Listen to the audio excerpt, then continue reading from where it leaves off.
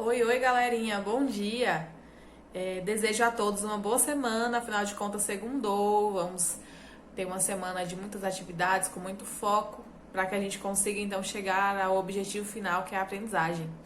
Então, esse vídeo eu tô gravando sentada hoje, geralmente eu gravo no quadro, mas esse conteúdo não tinha muitos tópicos para eu colocar no quadro, e para eu ficar com o quadro lá vazio, eu preferi gravar assim, desse modelo. Então, vamos começar nossas atividades de hoje, da disciplina de História.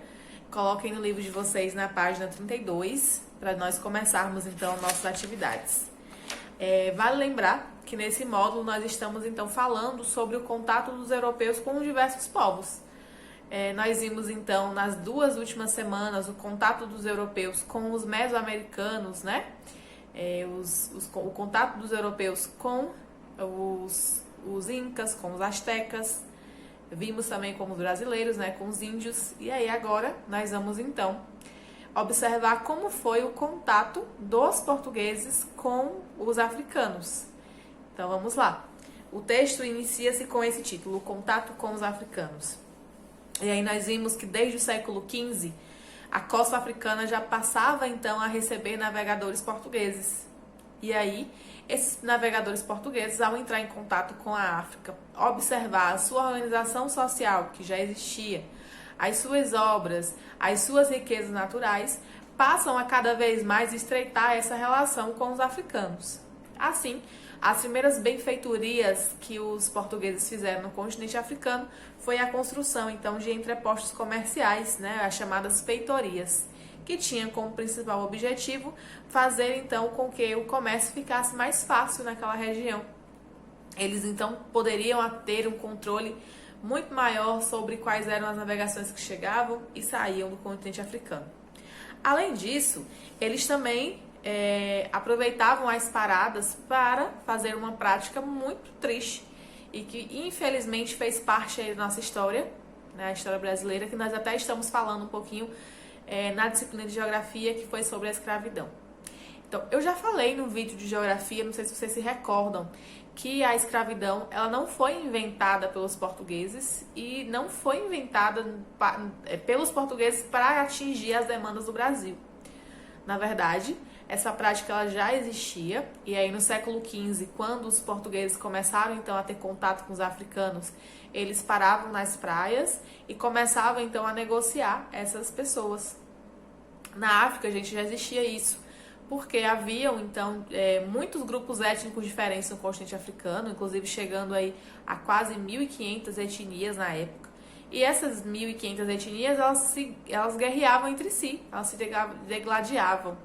E aí, nessas guerras, nessas lutas, o perdedor tinha então que entregar muitas pessoas para servirem de criados, de acompanhantes, né, de trabalhadores. Então, a escravização ela já ocorria. O que é que acontece? Como existia então essa prática de os derrotados então nas guerras eles serem escravizados, os portugueses passam então a aproveitarem dessa prática e também a negociar esses negros com os traficantes, que eram também africanos. E aí, gente, essas trocas eram irrisórias, ou seja, o que significa a palavra irrisória? Eram trocas assim que não eram tão significantes no sentido econômico. Essas trocas eram muito baratas. Esses traficantes trocavam essas pessoas por qualquer coisa. E aí os portugueses passam então a utilizarem essa prática.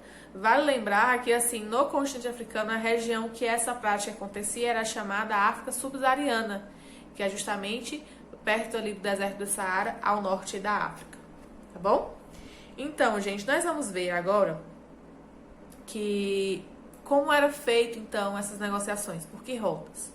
Observem na página 32, existe aí um mapa que tem assim como título África com cidades e reinos antigos. Observem, gente, que onde existem aí esses reinos, eles eram justamente onde existia, então, o tráfico negreiro. Vocês observem que tem espaços vazios aí, não tem? Para vocês completarem, vocês vão fazer, então, essa atividade. Eu vou explicar ela no segundo vídeo, tá bom? Eu vou dar continuidade e aí eu volto explicando. O segundo vídeo vai ser só de atividade.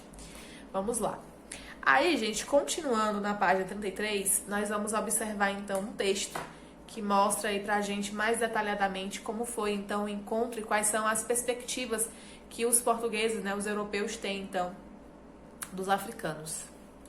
E aí, gente, a partir do século XVI, quando os portugueses eles passam a realizarem a navegação mais frequentemente para o continente africano, que isso inclusive era o que eles mais queriam, eles queriam então fazer com que a costa africana fosse completamente conhecida por eles, para que eles pudessem então chegar às Índias.